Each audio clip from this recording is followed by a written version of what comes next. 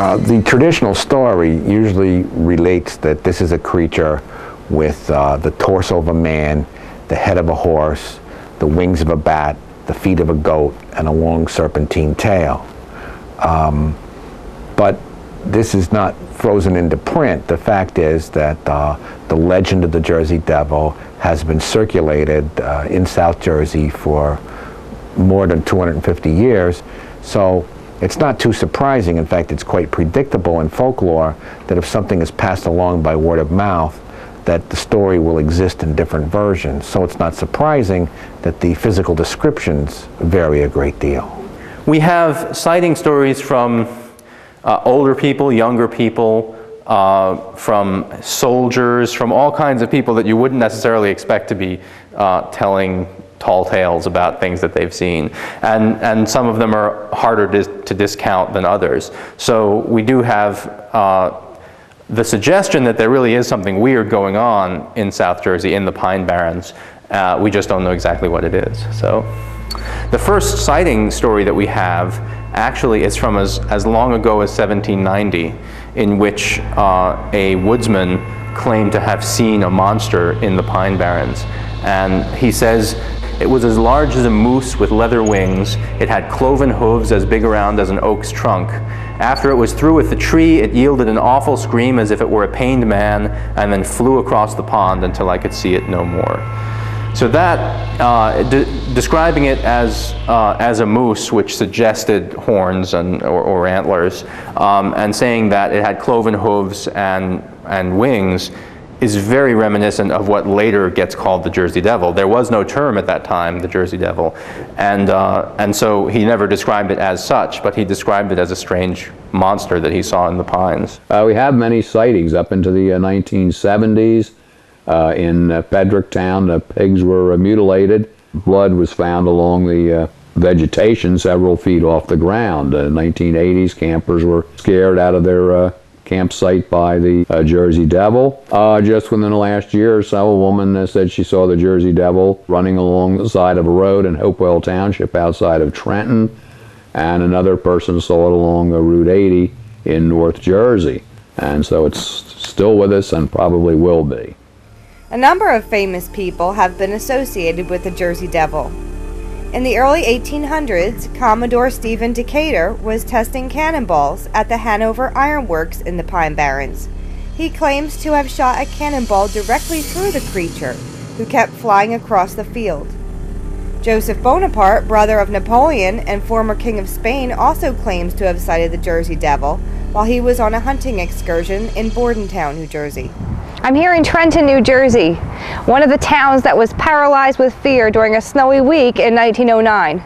From January 16th through January 23rd, 1909, the Jersey Devil was seen throughout the entire region of central and southern New Jersey. He was seen by reputable citizens, including policemen, entire companies of firemen, and once more, people woke up to find mysterious tracks all around their homes. Now, this was a real event that can be verified in newspaper articles. And people became so terrified they locked themselves inside their house, schools and businesses closed, and trolleys rode with armed guards. Due to the rarity of a supernatural creature being seen throughout such a large region, the week forever became known in New Jersey history as Phenomenal Week. In January 1909, the Jersey Devil was seen all over. He was seen in the Delaware Valley, he was seen in Wilmington, Delaware, and reportedly even turned up in California.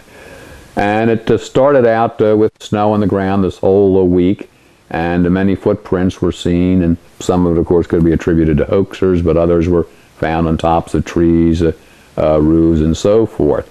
And many different descriptions and events and all. Police in Bristol, Pennsylvania, and Camden, New Jersey, shot at the Jersey Devil. Posses were formed, but the dogs took up this unusual scent and many times refused to follow. Several schools did close down. Factories in Hainesport and Gloucester closed down. Enough people wouldn't attend. A vaudeville show in Camden was canceled. People wouldn't go out. And some people literally locked themselves in their houses for the duration of the week and said they were not going to venture out.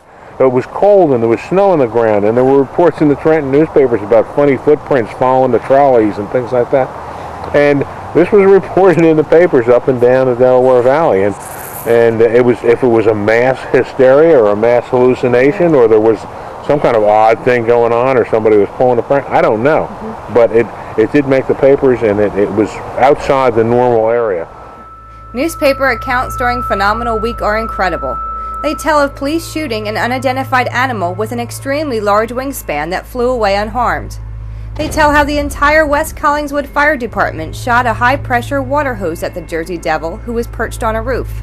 The animal flew through the water and sent the firemen scattering throughout the town. An equally bizarre Phenomenal Week story: Mary Sorbinsky of Camden called the police when she found her dog in the clutches of the Jersey Devil. When police came, they shot at the entity, which dropped the dog and flew away. Now, we turn to a more recent sighting that occurred in 1953 in Jackson, New Jersey. A woman was having an argument with her husband, and she went to sulk and sat out in her car. And she finally felt the presence of something staring at her, and she looked out the window, and here this creature was at the door with like webbed hands. She says red eyes, and she started screaming. And her husband finally heard it, and he came out to the door and saw this creature at the car, so he ran in for a gun. And when he came out, he says the creature was like lumbering off to the woods.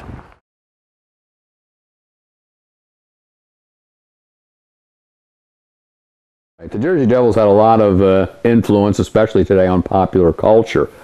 In a way, there's a bit of a change after 1909. Prior to 1909, he was usually known as the Leeds Devil.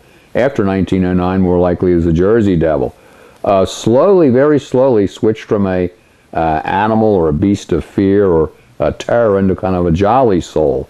But traditionally, the Jersey Devil has been a frightening, terrifying creature, and people fled from the Jersey Devil. Back in the mid-70s, whenever I mentioned the Jersey Devil, the typical response would be about 80% of the class had never heard of it, maybe, and 20% had heard of it.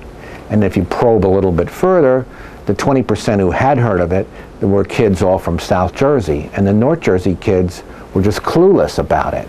Now that has shifted a lot because of popular culture, as the Jersey Devil over time has shifted from being a creature of folk culture to being a creature of popular culture. And the obvious example of this is the hockey team. So it's changed, and part of the change is unfortunate, because now oftentimes the Jersey Devil is rendered as sort of a cute cartoon character, but originally this was not cute. This was terrifying. It was awesome. As New Jerseyans, the Jersey Devil is part of our everyday lives, maybe even more than we think. Besides the obvious influence, the Jersey Devil hockey team, we have comic books, action figures, restaurants, cafes, drinks, and even songs, poems, and books written about the creature, just to name a few. All of this and more can be experienced at the annual Jersey Devil exhibit at the Walt Whitman Art Center in Camden, New Jersey. We have a nice gallery here at the Walt Whitman Center, and it was underused before the creation of the Folklife Center, which is my program here.